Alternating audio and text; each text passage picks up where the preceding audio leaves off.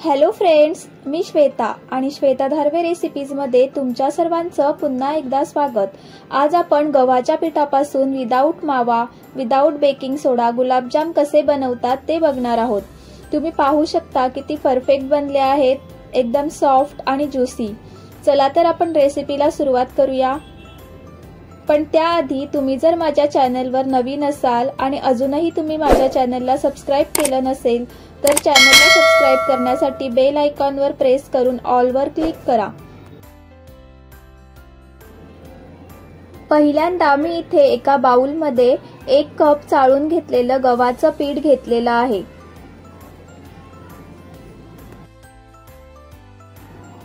त्यानंतर यामध्ये आपल्याला मिल्क पावडर ऍड करायची आहे।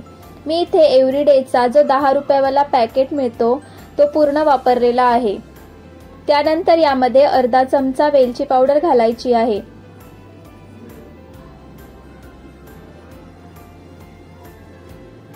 आता यामध्ये आपल्याला 1 चमचा घी घालायचा आहे। आता घी आणि बाकीचे सर्व इन्ग्रेडियंट्स अशा प्रकारे मिक्स करून घ्यायचे आहेत। मिल्क पावडर घातल्यामुळे यामध्ये रिचनेसपणा येतो आणि खायलाही खूप टेस्टी लागतात।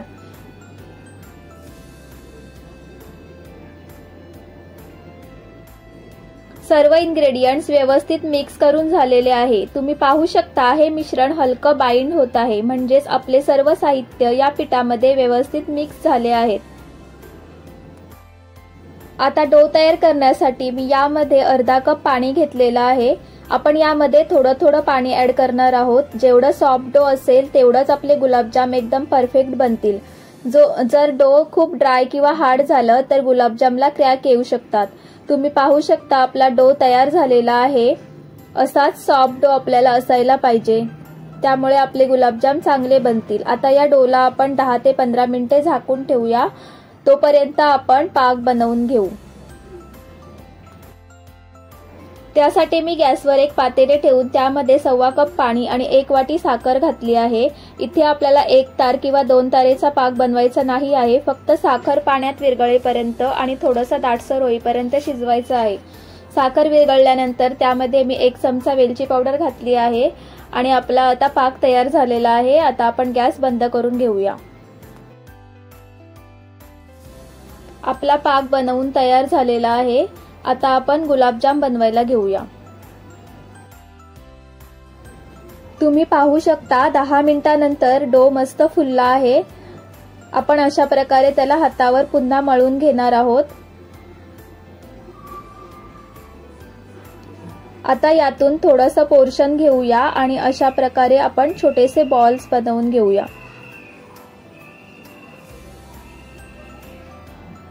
तुम्ही पाहू शकता एक गुलाबजाम तयार झालेला आहे, एकदम स्मूथ बनला आहे, कुठूनही यावर क्रॅक्स आलेले नाहीत। अशाच प्रकारे आपण बाकीचेही बॉल्स बनवून घेऊ।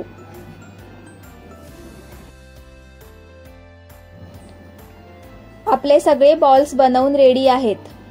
आता यांना आपण फ्राय करूया। फ्राय करण्यासाठी गॅसवर एका कढईमध्ये तेल घालायचं आहे। लो टू मीडियम फ्लेमवर तेल गरम करायचं आहे। तुम्ही पाहू शकता तेल इथे गरम झालेला आहे।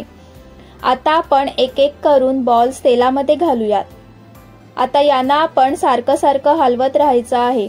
फक्त एक गोष्ट लक्षात ठेवायची आहे, गॅस आपल्याला लो टू मीडियम फ्लेमवरच ठेवायचा आहे। यामुळे गुलाबजाम आतून कच्चे राहणार नाही। तुम्ही पाहू शकता गुलाबजाम मस्त गोल्डन ब्राउन कलरचे झाले आहेत। आता यांना आपण बाहेर काढूया आणि गरम असतानाच पाकामध्ये घालायचे आहेत। आपण आता सर्व गुलाबजाम पाकामध्ये घालणार आहोत आणि पुन्हा लो टू मीडियम फ्लेमवर 5 मिनिटे या पाकासोबतच आपल्याला शिजवायचे आहे। यामुळे गुलाबजाम सॉफ्ट तर होतीलच, पण त्याचबरोबर साखरेचा गोडवाही त्यामध्ये उतरेल। गॅस बंद करूया आणि 1 तासासाठी आपण हे गुलाबजाम झाकून ठेवूया। यामुळे गुलाबजाम मध्ये पाक मुरून ते अजूनच टेस्टी लागतील। 1 तासानंतर आपले गुलाबजाम रेडी आहेत। घरामध्येच बनवलेत, पण तरीही किती परफेक्ट दिसत आहेत, जसे बाजारात मिळतात। आणि हे आपण गव्हाच्या पिठापासून बनवलेले आहेत आणि तरीही हे खायला एकदम स्पॉन्जी, सॉफ्ट आणि टेस्टी लागतात। तुम्ही देखील ही रेसिपी नक्की ट्राय करा, एकदम झटपट बनतात हे गुलाबजाम।